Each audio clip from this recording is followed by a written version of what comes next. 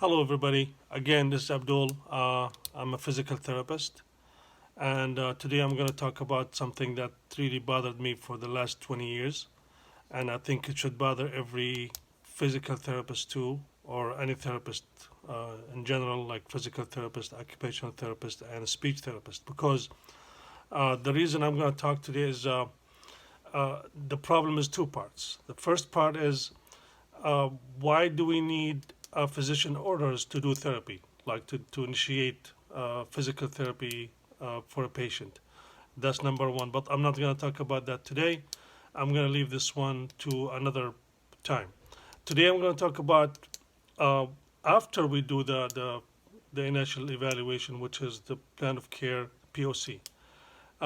Why do we need doctors' signatures on it? Why Medicare requires a physician signatures to make it valid?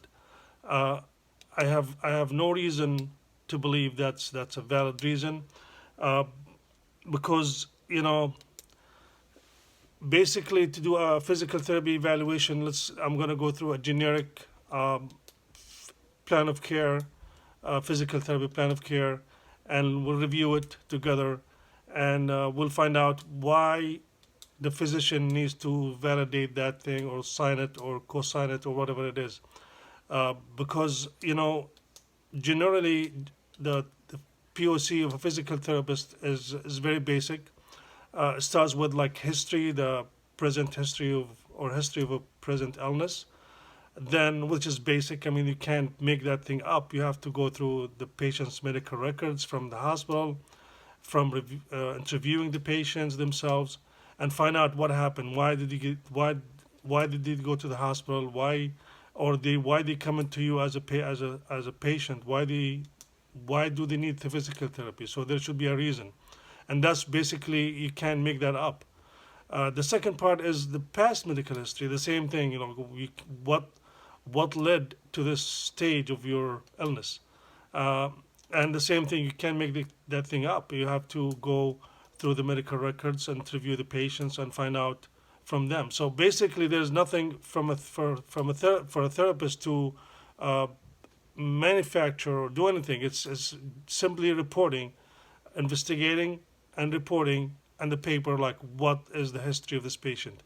Then after that, we're gonna go through the physical therapy tests, which is very generic again: range of motion, muscle strength, mobility, getting out of bed, out of the chair, strength, balance, uh, anything, gait, doing stairs. So everything is we just testing.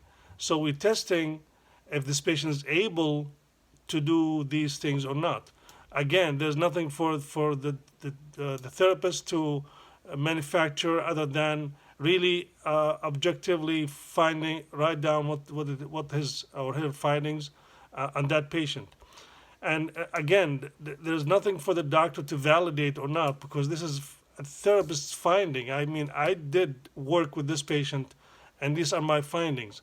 I don't know why the doctor needs to validate that thing. And what is he going to validate, or she, the doctor? I mean, what are they going to validate? Like, this the test was wrong, or the muscle testing was wrong, or the range of motion was wrong, or the gait was wrong. I mean, I don't know what is for them there to validate or sign on it.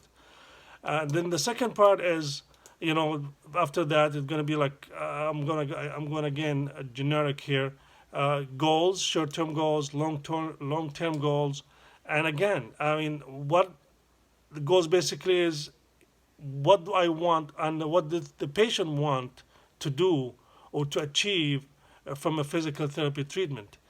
And the same thing, I basically, again, the doctor has nothing to do with that. I mean, if the patient wants to walk or get out of bed or increase strength or anything for that patient, the physician has nothing to do with it.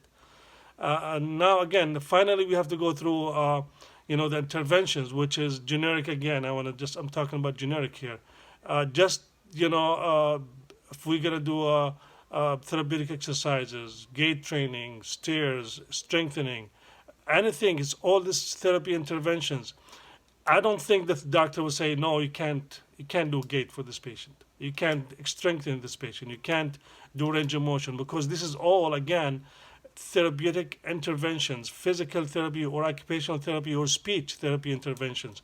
So it's nothing to do with the doctor. Again, the final thing is the frequency and the duration. Again, I don't know what is there to validate. Why do we need a doctor to validate or sign our paper?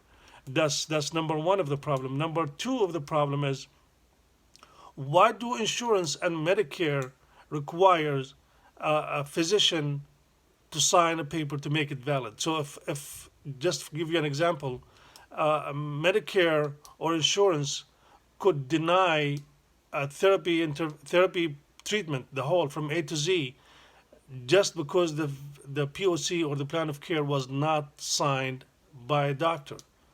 And even if it was signed by a doctor, if it's not signed within 30 days, it's not acceptable. Again, that's really mind puzzling. I mean, I don't know what is the idea behind it.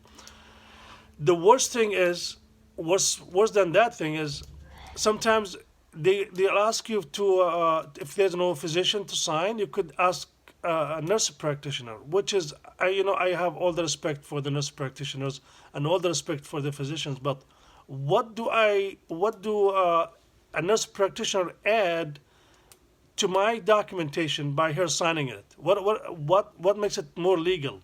What does it make it more valid? I mean, I'm sure 90% that the physician or nurse practitioner doesn't know what's in that plan of care, or doesn't matter to them what's in there. I think it's a requirement either by the physician from day one to keep the dominance of the healthcare, and that's about it. I don't think it adds to my interventions or to any therapy interventions.